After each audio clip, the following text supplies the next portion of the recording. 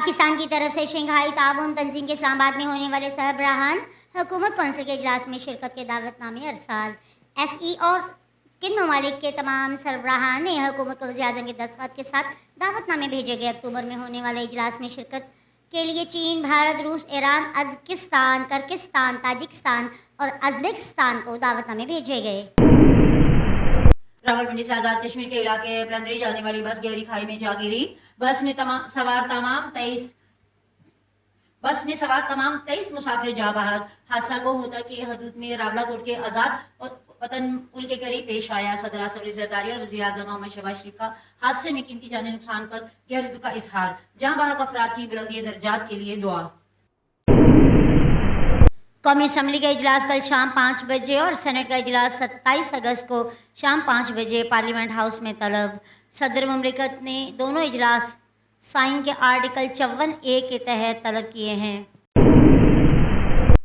وزیر اعلیٰ مریم نواز شریف کی زیر صدارت انتظامیہ امور کا جائزہ اجلاس۔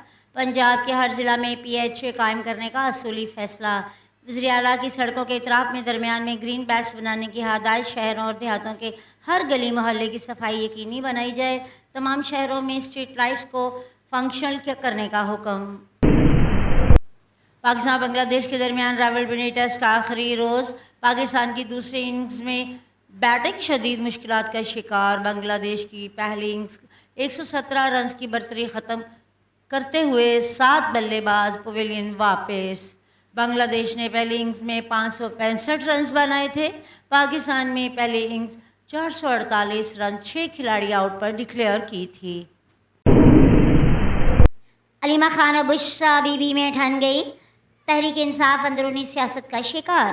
قبضے کی جنگ شدت اختیار کر گئی۔ PTI رہنما تقسیم در تقسیم ہونے لگے۔ تحریک کا شیرازہ بکھر گیا۔ دھڑے بندی کی سیاست عروج پر۔ عالمی مالیاتی فنڈز کی رپورٹ میں ہوش وربا انکشافات۔ PTI دور حکومت میں عالمی اداروں کے اعتماد کو نقصان پہنچایا گیا۔ سیاسی مقاصد کے لیے ملکی معیشت کے متعلق انتہائی تباہ کن فیصلے کیے گئے۔ پاکستان کی سب سے بڑی IT اور ٹیلی کام ایکسپو ITCN ایشیا کی 25ویں ایڈیشن کا کراچی میں انعقاد۔ گوگل، ٹک ٹاک، مائیکروسافٹ، ہواوے PTCL اور ایزی پیسہ جوس سے معروف عالمی اور مقامی 750 کمپنیاں شرکت کر رہی ہیں۔ $50 کروڑ سے زیادہ کی سرمایہ کاری متوقع۔ فتنۃ الخوارج کے خلاف قانون نافذ کرنے والے اداروں کی بڑی کامیابی۔ تونسا میں پولیس نے فتنۃ الخوارج گروہ کی موجودگی میں چھاپہ مارا۔